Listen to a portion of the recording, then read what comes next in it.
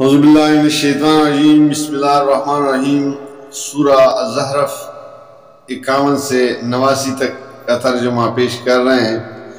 ایک روز فرعون نے اپنی قوم کے درمیان پکار کر کہا، لوگو کیا مصر کی بادشاہی میری نہیں ہے اور یہ نہریں میرے نیچے نہیں بہہ رہی ہیں؟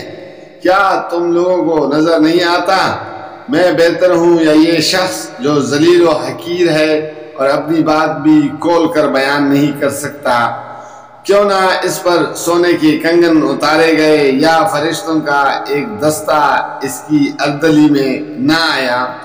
اس نے اپنی قوم کو ہلکا سمجھا اور انہوں نے اس کی اطاعت کی، در حقیقت وہ تھے ہی فاسق لوگ۔ آخرکار جب انہوں نے ہمیں غضبناک کر دیا تو ہم نے ان سے انتقام لیا اور ان کو اکٹھا غرق کر دیا اور بعد والوں کے لیے پیشرو اور نمونہ عبرت بنا کر رکھ دیا۔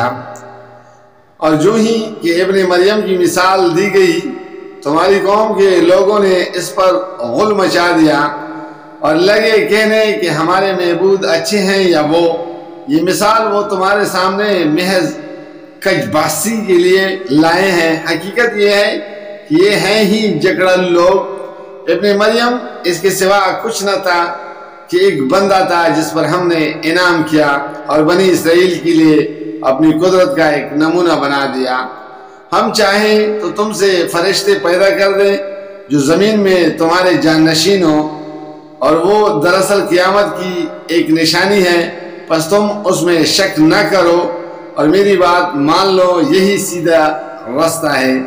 ایسا نہ ہو شیطان تم کو اس سے روک دے کہ وہ تمہارا کھلا دشمن ہے۔ اور جب عیسیٰ صریح نشانیاں لیے ہوئے آیا تھا تو اس نے کہا تھا کہ میں تم لوگوں کے پاس حکمت لے کر آیا ہوں، اور اس لیے آیا ہوں کہ تم پر بعض ان باتوں کی حقیقت کھول دوں جن میں تم اختلاف کر رہے ہو، لہذا تم اللہ سے ڈرو اور میری اطاعت کرو۔ حقیقت یہ ہے کہ اللہ ہی میرا رب بھی ہے اور تمہارا رب بھی، اسی کی تم عبادت کرو، یہی سیدھا راستہ ہے۔ مگر اس کی اس صاف تعلیم کے باوجود گروہوں نے آپس میں اختلاف کیا، پس تباہی ہے ان لوگوں کے لیے جنہوں نے ظلم کیا ایک دردناک دن کے عذاب سے۔ کیا یہ لوگ اب بس اسی چیز کے منتظر ہیں کہ اچانک ان پر قیامت آ جائے اور انہیں خبر بھی نہ ہو؟ وہ دن جب آئے گا تو متقین کو چھوڑ کر باقی سب دوست ایک دوسرے کے دشمن ہو جائیں گے۔ اس روز ان لوگوں سے جو ہماری آیات پر ایمان لائے تھے اور مطیع و فرمان بن کر رہے تھے کہا جائے گا کہ اے میرے بندو، آج تمہارے لیے کوئی خوف نہیں اور نہ تمہیں کوئی غم لاحق ہوگا۔ داخل ہو جاؤ جنت میں، تم اور تمہاری بیویاں، تمہیں خوش کر دیا جائے گا، ان کے آگے سونے کے تال اور ساغر کی گردش کرائے جائیں گے، اور من باتی اور نگاہوں کو لذت دینے والی چیزیں وہاں موجود ہوگی۔ ان سے کہا جائے گا تم اب یہاں ہمیشہ رہو گے، تم اس جنت کے وارث اپنے ان اعمال کی وجہ سے ہوئے ہو جو تم دنیا میں کرتے رہے۔ تمہارے لیے یہاں بکثرت فواکہ موجود ہیں جنہیں تم کھاؤ گے۔ رہے مجرمین تو وہ ہمیشہ جہنم کے عذاب میں مبتلا رہیں گے، کبھی ان کے عذاب میں کمی نہ ہوگی اور وہ اس میں مایوس پڑے ہوں گے۔ ان پر ہم نے ظلم نہیں کیا بلکہ وہ خود ہی اپنے اوپر ظلم کرتے رہے۔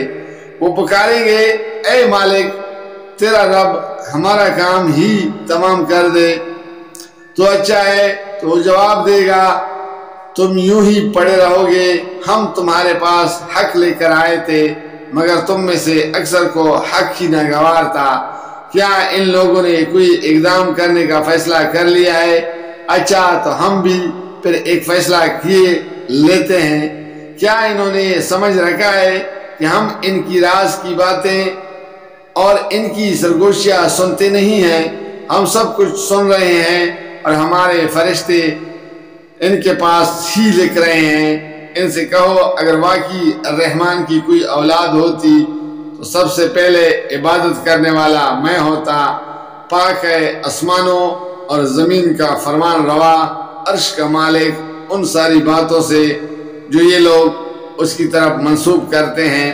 اچھا انہیں اپنے باطل خیالات میں غرق اور اپنے کیل میں منہمک رہنے دو، یہاں تک کہ یہ اپنا وہ دن دیکھ لیں جس کا انہیں خوف دلایا جا رہا ہے۔ وہی ایک آسمان میں بھی خدا ہے اور زمین میں بھی خدا، اور وہی حکیم و علیم ہے، بہت بالا و برتر ہے۔ وہ جس کے قبضے میں زمین اور آسمانوں اور ہر اس چیز کی بادشاہی ہے جو زمین و آسمان کے درمیان پائی جاتی ہے، وہی قیامت کی گھڑی کا علم رکھتا ہے، اور اسی کی طرف تم سب پلٹائے جانے والے ہو۔ اس کو چھوڑ کر یہ لوگ جنہیں پکارتے ہیں وہ کسی شفاعت کا اختیار نہیں رکھتے، الا یہ کہ کوئی علم کی بنا پر حق کی شہادت دے۔ اور اگر تم ان سے پوچھو کہ انہیں کس نے پیدا کیا ہے تو یہ خود کہیں گے کہ اللہ نے، پھر کہاں سے یہ دھوکہ کھا رہے ہیں۔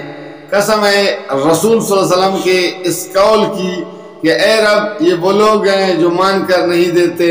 اچھا اے نبی صلی اللہ علیہ وسلم ان سے درگزر کرو اور کہہ دو کہ سلام ہے تمہیں، ان قریب انہیں معلوم ہو جائے گا۔ جزاک اللہ، فی امان اللہ۔